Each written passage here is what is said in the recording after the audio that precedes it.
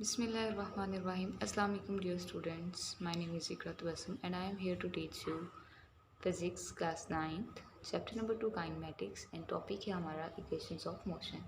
पहले हम दो लेक्चर्स के ले चुके हैं हम लोग इसके लेक्चर जिसमें हम लोगों ने इक्वेशन जो है वो फर्स्ट इक्वेशन को और दूसरे में हमने सेकंड इक्वेशन को डिस्कस किया। यहाँ पे हम लोग थर्ड इक्वेशन को डिस्कस करेंगे। इस इक्वेशन में हमें क्या करना होता है, इसमें भी हमें वही पुराना काम करना है। हमें यहाँ पे इसका एरिया फाइंड करना है। ठीक है, टोटल ये एरिया फाइंड करना है। कहते हैं the total distance as travelled by a body is given to the total area O A B D. कहते हैं कि जो टोटल डिस्टेंस एक बॉडी जो टोटल डिस्टेंस कवर करती है, ट्रैवल करती है, उसका वो क्या है, वो आपके पास टोटल एरिया क्या है, ओ ए बी डी है। ठीक है, तो हमने जो लास्ट टाइम काम किया था, हमने इस डायग्राम को हमने दो पार्ट्स में डिवाइड किया था। एक पैरेलल शेप हमारे पास बन रही थी और एक ट्रायंगुलर शेप बन रही थी। लेकिन अब यहाँ पे हमें क्या करना है, हमें इस ओ ए बी डी का हमें एरिया फाइंड करना है। ठीक है, और अगर आप लोग देखें, आप लोग सोच रहे होंगे कि अगर ये पहले तो हमें इसको पैरेलल रेक्टेंगल और ट्रायंगल शेप में इसको हमने डिवाइड किया था। लेकिन अब अगर हम इस पूरे शेप को देखें तो ये कौन सी शेप है, हम इसको क्या नाम देंगे, कौन सी शेप है? तो ये शेप जो है ये ट्राइपीजियम है। ट्रेपीजियम है जी, तो ये ट्राइपीजियम है। अब इस ट्रेपीजियम का हम लोग एरिया किस तरह से फाइंड करते हैं, इसका फाइंड करने का तरीका ये होता है कि जो आपके पास पैरेलल साइड्स होती हैं, उन पैरेलल साइड्स को हम प्लस करते हैं और 2 पे डिवाइड कर देते हैं, और साथ में उसके साथ हम मल्टीप्लाई करा देते हैं उसकी हाइट को। ठीक है, क्या करते हैं, एरिया में हम लोग इसकी पैरेलल साइड्स को प्लस करते हैं और 2 पे डिवाइड कर देते हैं और साथ में मल्टीप्लाई करा देते हैं हाइट को। ठीक है, तो अगर हम यहाँ पे देखें, यहाँ पे हमारे पास जो पैरेलल साइड्स हैं वो कौन कौन सी हैं। अब ये जो अंदर इसकी डिवीजन हुई हुई है, इसको आपने नहीं करना है, इसको इग्नोर करना है। अब अगर हम लोग इसकी पैरेलल साइड्स देखें तो अब देखो, अगर हम ओडी देखें तो इसकी पैरेलल साइड नहीं है, ये कोई पैरेलल साइड नहीं है, ये एसी पैरेलल हो सकती थी, लेकिन हमने कहा कि इस पार्टीशन को हमने नहीं इग्नोर करना है। तो अब यहाँ पे ओ ए हमारे पास किसके पैरेलल है, बी डी के।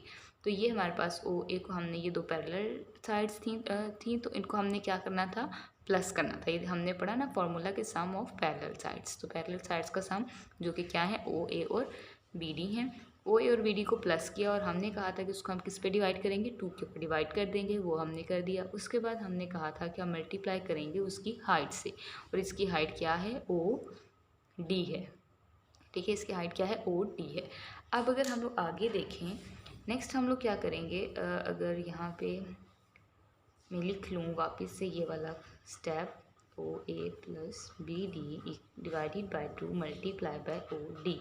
तो ये 2 इधर डिवाइड हो रहा है तो इधर जाके मल्टीप्लाई हो जाएगा। 2s equals to O A plus B C multiply by O D. ठीक है, ये मल्टीप्लाई दोनों के साथ हो रहा है तो मैंने अलग से कर दिया। ठीक है, अब हमें क्या करना है, अब हमें मल्टीप्लाई कराना है B C over O D को बोथ साइड्स पे। ठीक है, इस ओ डी को हम उससे कैंसिल आउट कर देंगे। क्या लिखेंगे यहाँ पे, multiply by B C over O D on both sides.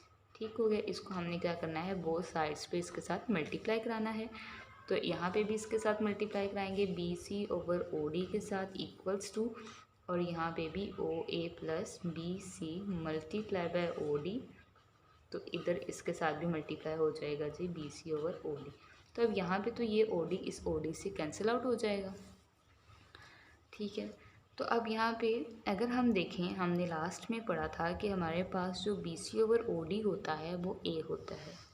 वो कैसे होता है, अगर हम यहाँ से देख लें, हमने कहा था कि बी सी ओवर हमने पढ़ा था, यहाँ पे तो जगह ही नहीं, अब चलिए यहाँ पे लिखती हूँ कि हमने जो स्लोप पढ़ी थी, हमने उसमें पढ़ा था जो कि ए होती थी। हम कहते थे कि बी सी स्लोप को हम ये ए लेते थे ना, वो ए है, फर्स्ट की बात कर रही हूँ। तो उसमें हम कहते थे कि बी सी ओवर ए सी की बात करते थे हम। ठीक है, बी सी ओवर हम लोग ए सी की बात की थी, हमने इसके इक्वल था, आगे ए के इक्वल था। तो अब ए सी जो है वो ओ डी के पैरेलल है, तो हम ए सी को हम ओ डी लिख सकते हैं।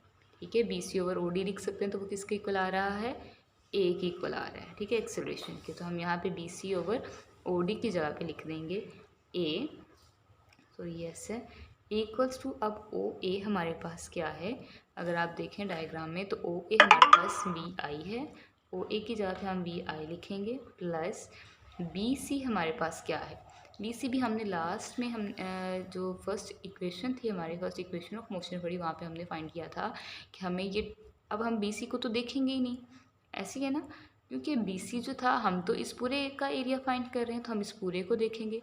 तो हमने जब बी सी फाइंड किया था तो हमने कहा था कि हम अगर पूरे में से अगर हम लोग माइनस कर दें सी डी को तो हमारे पास क्या आ जाएगा, बी सी आ जाएगा।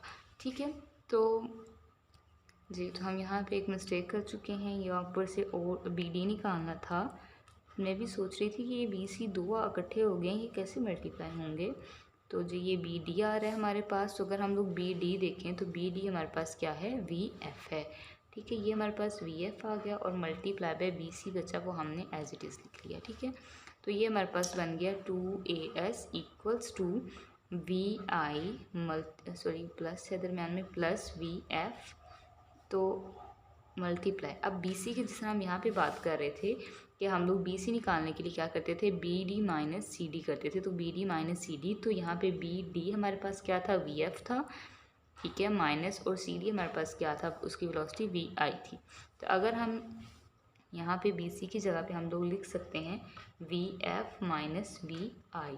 ठीक हो गया। और अगर हम इसको अरेंज करें, हम इसको वी एफ पहले और वी आई बाद में लिख सकते हैं, क्योंकि प्लस साइन है, इसके ऊपर कोई फ़र्क नहीं पड़ेगा, वी एफ माइनस वी आई आ गया। ठीक हो गया। अब हम क्या करेंगे, 2AS एज इट इज़, और हम अगर इसको मल्टीप्लाई करा दें तो हमारे पास क्या आ जाएगा, V F square minus V I square, और यही हमारे पास थर्ड इक्वेशन ऑफ मोशन है। होप सो आप लोगों को समझ आ गई होगी। अगर आपको समझ नहीं आई, कोई भी कन्फ्यूजन है, तो आप कमेंट करके पूछ सकते हैं। आपके देखने का बहुत बहुत शुक्रिया। अल्लाह हाफिज़। दुआ में याद रखिएगा। अल्लाह हाफिज़।